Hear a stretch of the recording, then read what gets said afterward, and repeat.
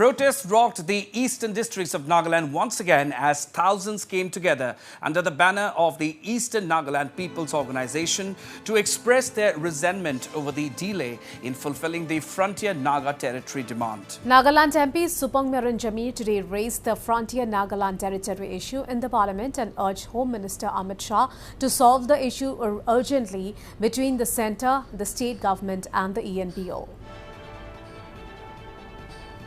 I want to bring up the issue of the Eastern Nagaland People's Organizations.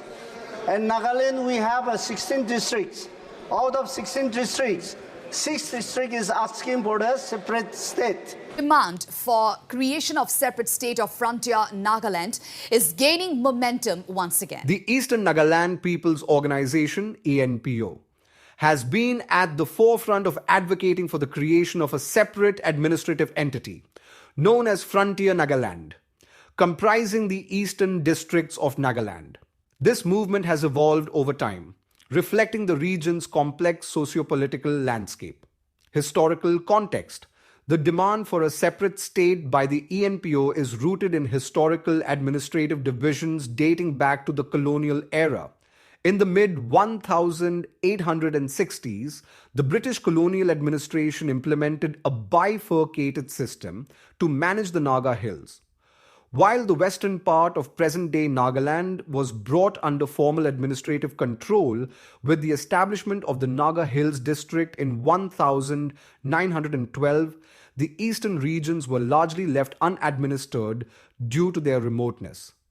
This administrative division created a disparity in political and infrastructural development between the western and eastern parts of Nagaland. After India gained independence, the eastern areas continued to experience neglect.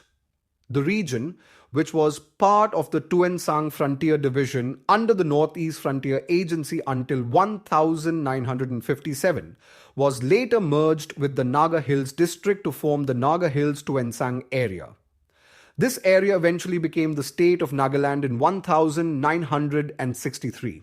Despite this political integration, the eastern districts remained underdeveloped compared to their western counterparts. Formation of ENPO and the demand for Frontier Nagaland.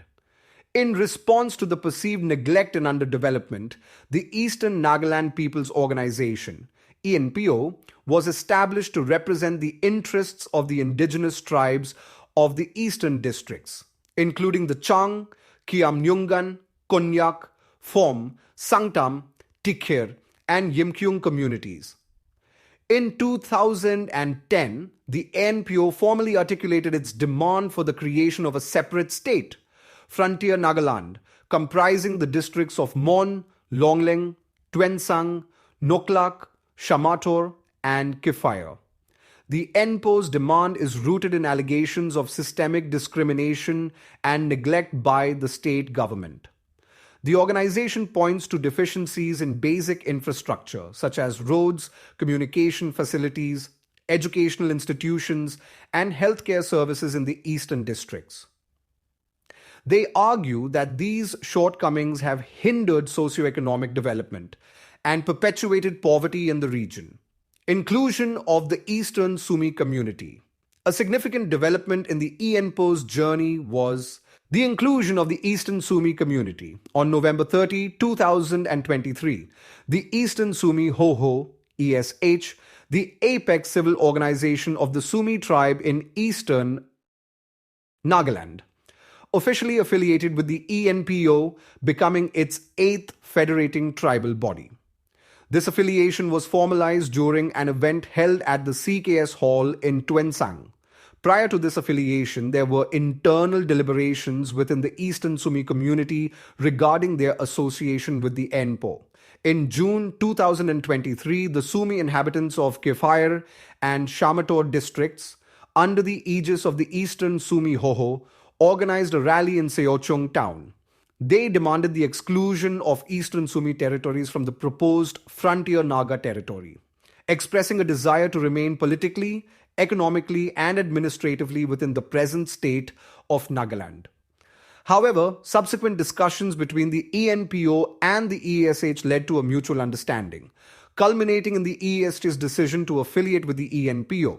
This move was seen as a step towards greater unity among the tribes of Eastern Nagaland in their collective pursuit of development and self-determination. Transition to the demand for Frontier Nagaland Territory, FNT. Over time, the ENPO's demand evolved from seeking full statehood to advocating for the creation of a Frontier Nagaland Territory, FNT, with substantial autonomy. This shift was influenced by discussions with the central government, which proposed granting a certain level of autonomy to the region as an alternative to full statehood. In December 2024, the ENPO temporarily accepted the centre's proposal for a mechanism that would provide the region with a degree of self-governance. Ongoing tripartite talks. The demand for the FNT has led to a series of tripartite talks involving the ENPO, the Government of India, and the Government of Nagaland. These discussions aim to address the grievances of the eastern districts and find a mutually acceptable solution. In January 2025, a significant round of talks was held in Dimapur. The 5-hour-long meeting was described as positive, with the ENPO expressing optimism about the progress made. However, certain issues remained unresolved, prompting the need for further discussions.